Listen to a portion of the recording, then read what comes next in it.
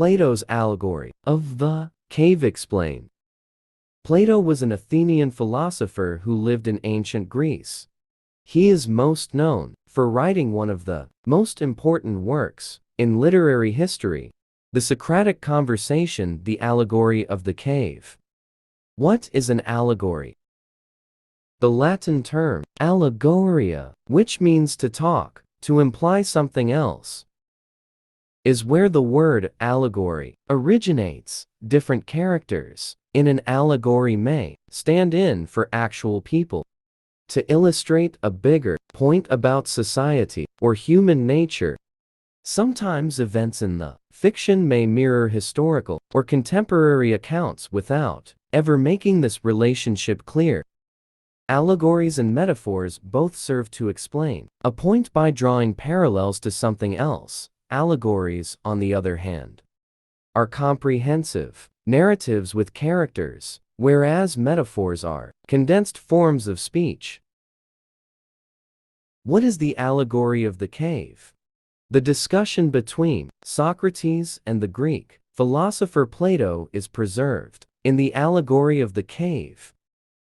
Socrates' pupil Plato was one of the few to record some of his numerous lessons, which were later collected into their own writings.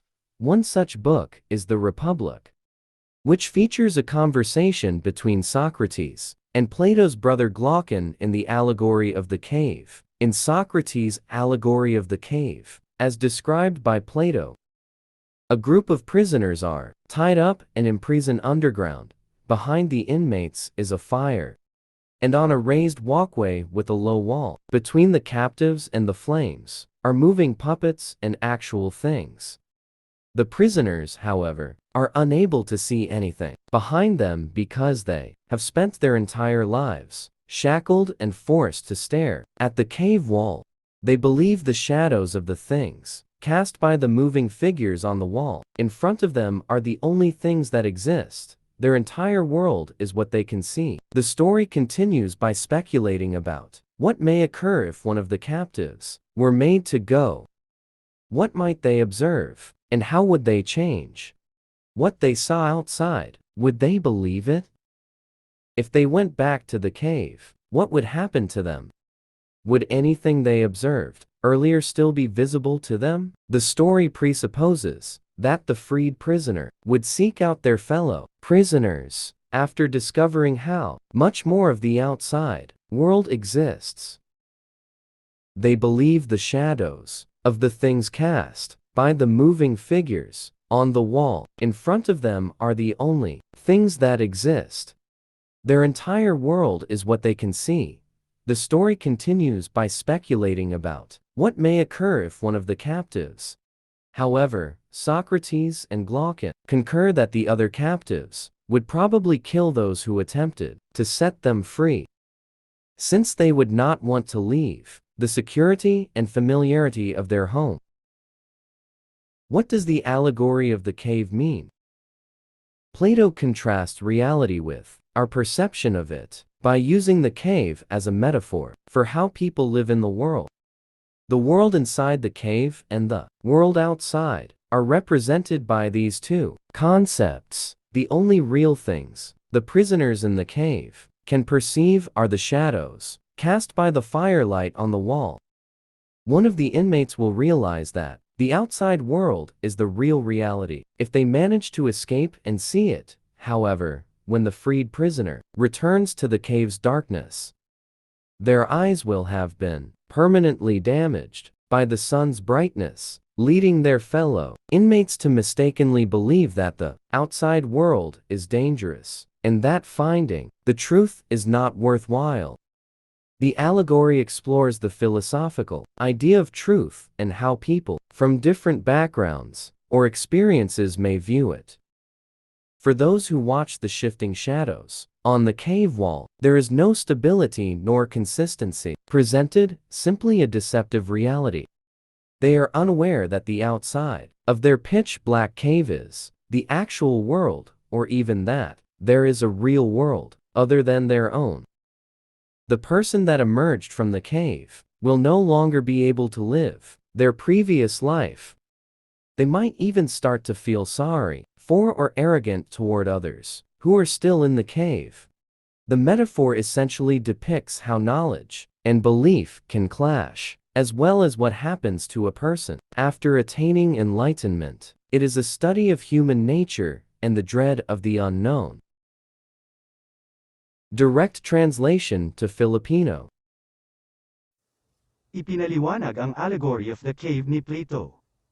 Si Plato ay isang pilosopo ng Atenas na nanirahan sa sinaunang Greece.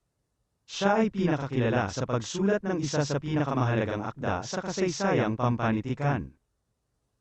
Ang Socratic Conversation, The Allegory of the Cave. Ano ang alegorya?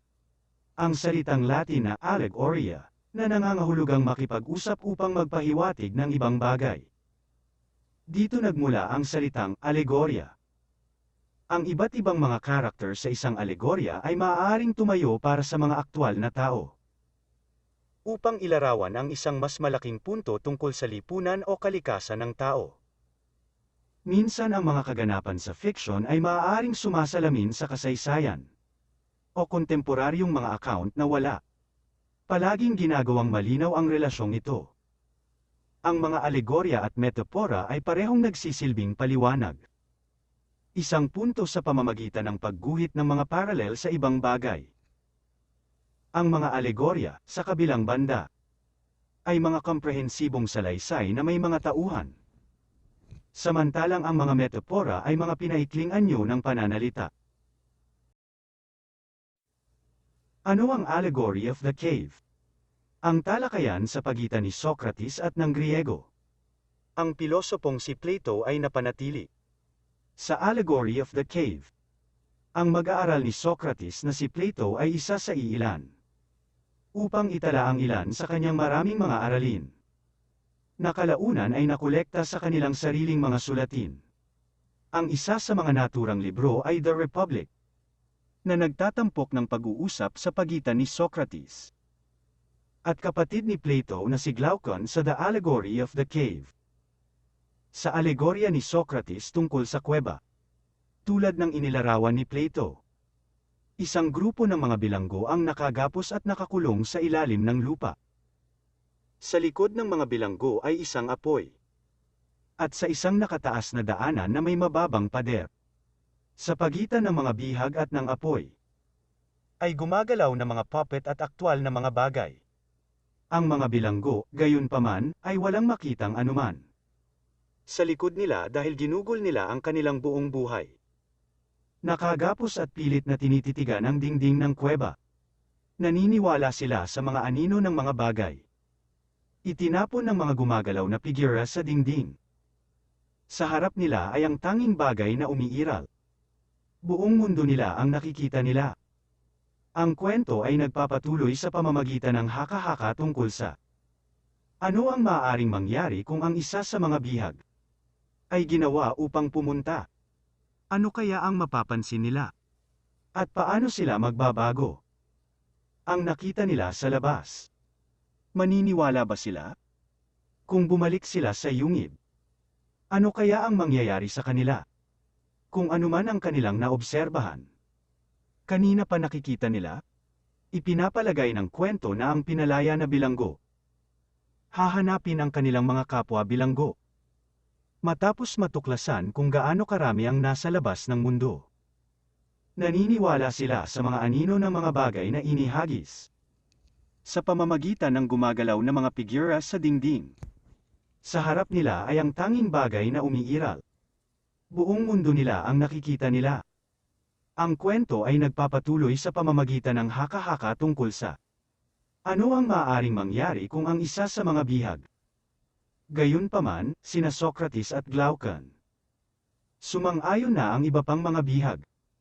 Malamang napapatayin ang mga nagtangka para palayain sila, dahil ayaw nilang umalis. Ang seguridad at pagiging pamilyar ng kanilang tahanan. Ano ang kahulugan ng Allegory of the Cave? Inihahambing ni Plato ang katotohanan sa ating pangunawa dito, sa pamamagitan ng paggamit ng kuweba bilang metapora para sa kung paano nabubuhay ang mga tao sa mundo. Ang mundo sa loob ng kuweba at ang mundo sa labas ay kinakatawan ng dalawang konseptong ito. Ang tanging tunay na bagay ang mga bilanggo sa kuweba. Maaaring malasahan ay ang mga anino. Inihagis ng ilaw ng apoy sa dingding. Malalaman iyon ng isa sa mga preso. Ang labas ng mundo ay ang tunay na katotohanan. Kung nagawa nilang makatakas at makita ito. Gayunpaman, kapag pinalaya ang bilanggo, bumalik sa kadiliman ng yungib. Ang kanilang mga mata ay magiging permanenteng nasira. Sa pamamagitan ng liwanag ng araw, pinangungunahan ang kanilang kapwa. Mga bilanggo sa maling paniniwala na ang sa labas ng mundo ay mapanganib at ang paghahanap na iyon. Hindi sulit ang katotohanan. Sinasaliksik ng alegorya ang ideyang pilosopikal ng katotohanan at kung paano ang mga tao mula sa iba't ibang pinagmulan. O maaaring tingnan ito ng mga karanasan. Para sa mga nanonood ng paglilipat ng mga anino. Sa dingding ng kuweba. Walang katatagan o pare-pareho.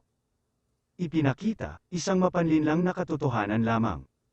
Hindi nila alam na nasa labas ng kanilang madilim na kuweba ay ang aktwal na mundo. O kahit na mayroong isang tunay na mundo maliban sa kanilang sarili. Ang taong lumabas sa kuweba. Hindi na mabubuhay ang dati nilang buhay. Baka makaramdam pa sila ng awa. Para o mayabang sa iba na nasa kuweba pa. Ang metapora ay mahalagang naglalarawan kung paano ang kaalaman at ang paniniwala ay maaaring magkasalungat. Pati na rin ang nangyayari sa isang tao. Pagkatapos makamit ang kaliwanagan. Ito ay isang pag-aaral ng kalikasan ng tao at ang pangamba sa hindi alam.